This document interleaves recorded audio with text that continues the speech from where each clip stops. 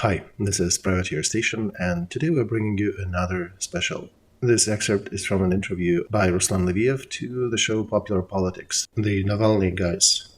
Original show aired at the end of February, but it still remains a valid viewpoint on the overall situation on the front.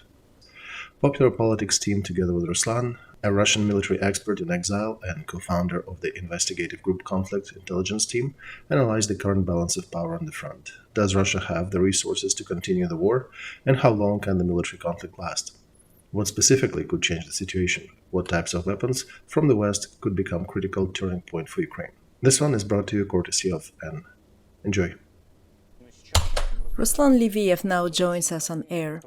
Ruslan is a Russian military expert and co-founder of the Conflict Intelligence Team, an independent investigative organization. Ruslan, welcome. Hello.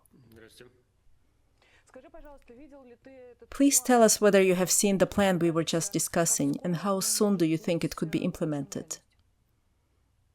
Unfortunately, I haven't seen it. Then let's ask you to present your point of view.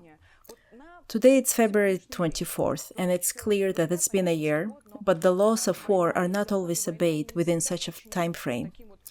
In a recent interview, Kirill Budanov, Ukrainian intelligence chief, compared the war to a soccer match and said that we are somewhere around the 70th minute with a score 1-1. How accurate do you think this comparison is, and what analogy would you give to those who don't understand military science?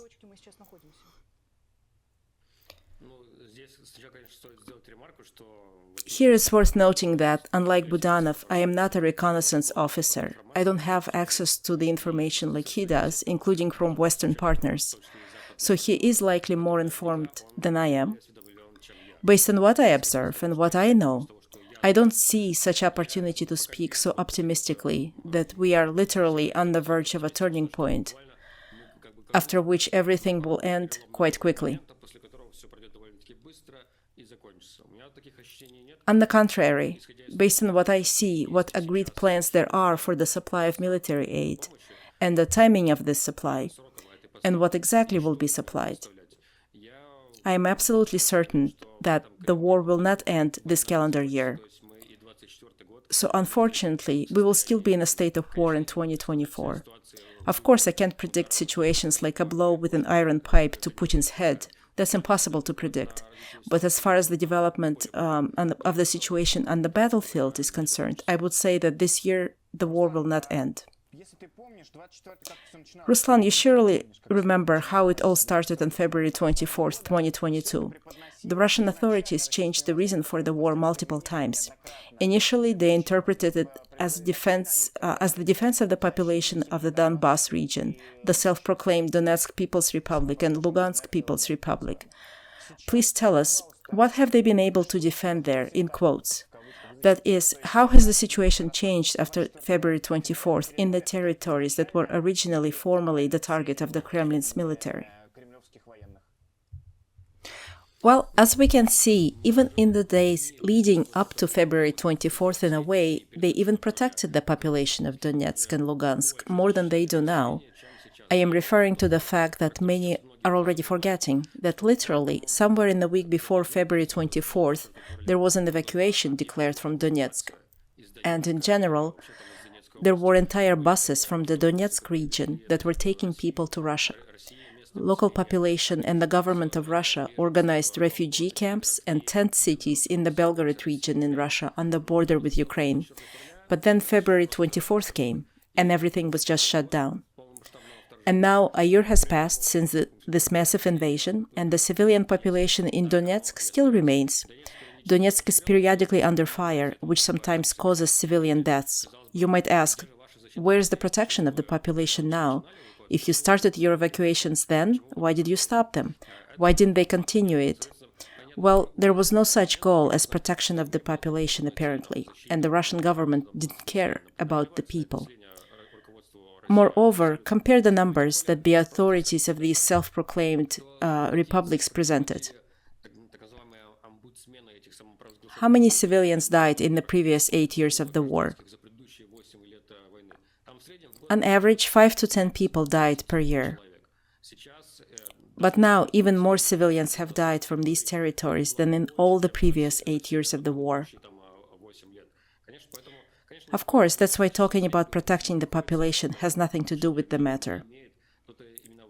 The Kremlin was more interested in this political adventure to seize a number of Ukrainian territories. But the main goal was, of course, to destabilize the current government in Ukraine and replace Zelensky with their own puppet, Viktor Medvedchuk,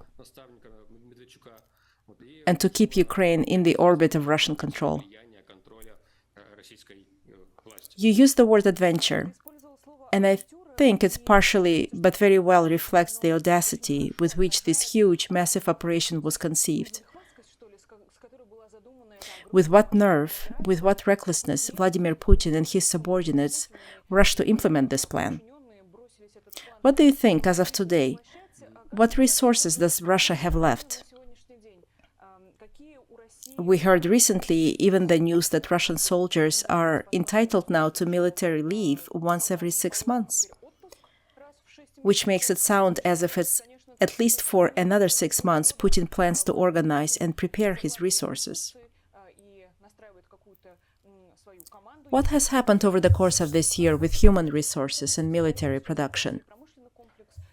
Well, we see a number of serious problems in the industrial complex, which mostly concern the defense industry, since I do not cover civilian industry.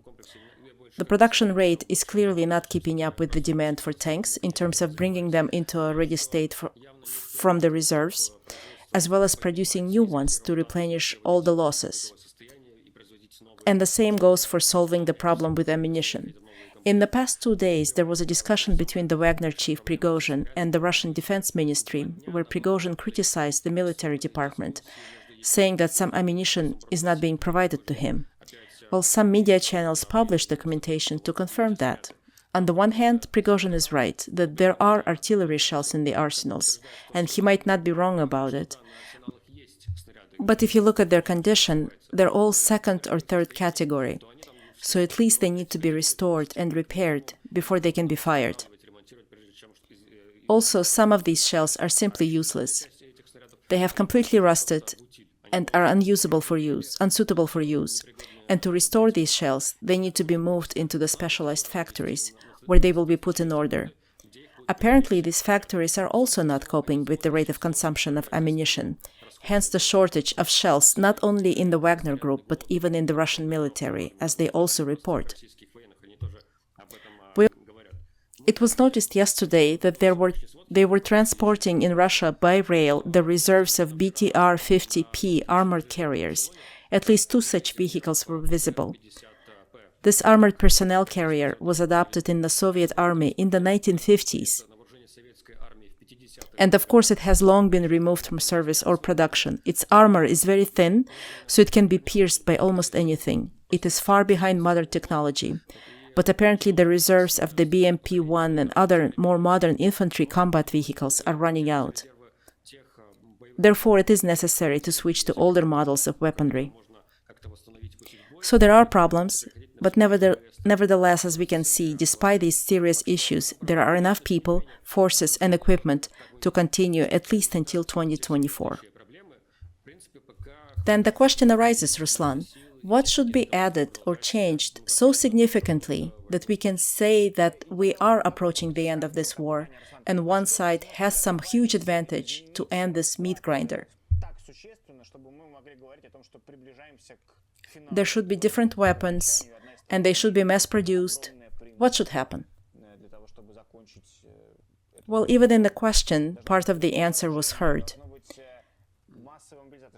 There should be an advantage, and primarily the advantage refers to artillery, the installations and ammunitions for them. On most fronts right now, and both Ukrainian and Russian military personnel are talking about this, there is parity. That is, both sides have approximately the same resources in terms of the number of artillery and shells, and there is no significant advantage of either side. We also see that the promised Western equipment, such as tanks and infantry fighting vehicles, in terms of numbers, only replenishes losses and does not provide a serious advantage in terms of quantity against the enemy. The delivery timing of the promised equipment is particularly important. Therefore, currently no one has this advantage. The only thing that caught my attention was the radically new type of weapon that was promised, but which will most likely arrive by the end of the year. And that can seriously change the situation.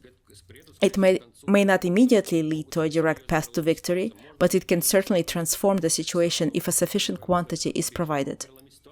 I mean, first, the JDAM kits that turn unguided bombs into corrected long-range precision bombs, and secondly, the GLSDB shells that hit targets at a range of 150 kilometers.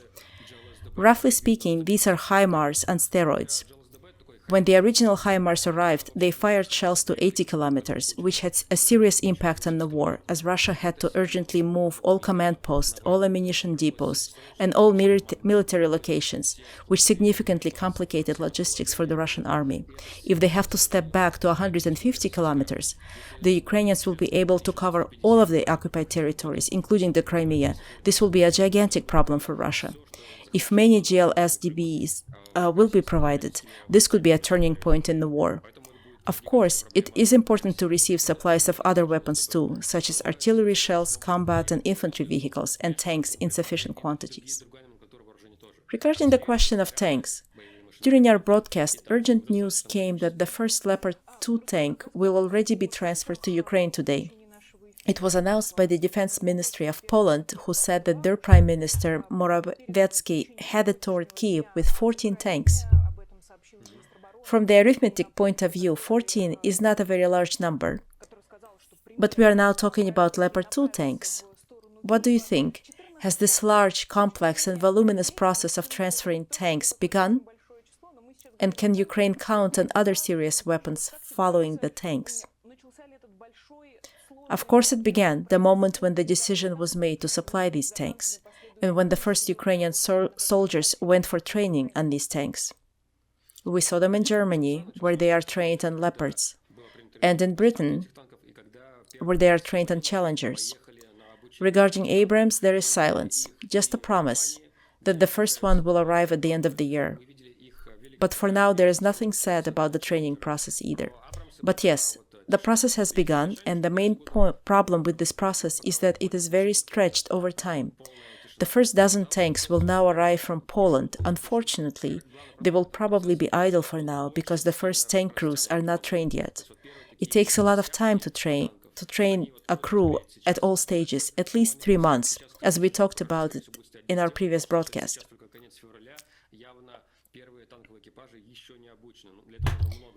And since the decision on high-profile training was made recently, these tanks will simply stay idle in Ukraine for now and can be fully used closer to summer. That's why the process is unfortunately so long. Another point that we also noticed, which is not yet entirely clear but was not previously announced, is that there have been photos and videos of one helicopter, the UH-60 Black Hawk, which was in the possession of the Ukrainian Air Force.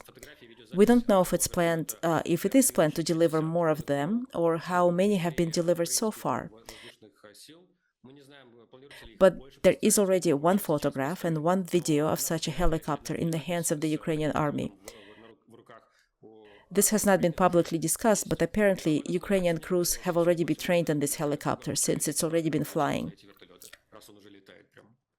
Ruslan, may I ask you a question about the allies? We know who is helping Ukraine with weapons, finance, and instructors, and we also know who wants to continue to help. They openly talk about it. Who is helping Russia? Who can be called a real military ally, not just a political one? Who is providing real military support, weapon developments?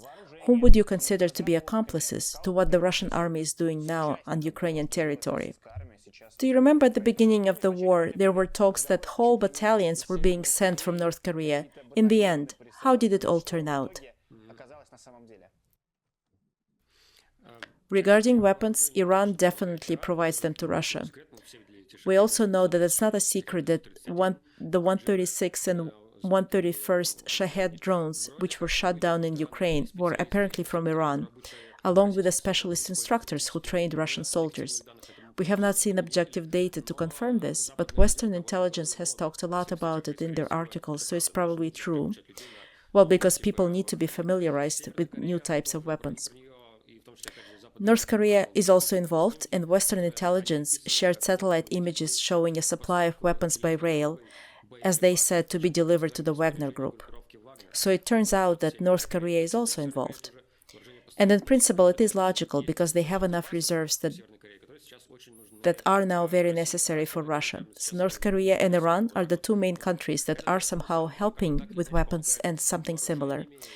Syria, however, cannot help much except politically. Plus, there are also some countries that are politically somewhat dependent on the Kremlin regime. These are the countries that voted against the last UN resolution, calling for Russia to withdraw its troops from Ukraine. There were, I think, 6 countries that voted against it. These are Russia's political allies.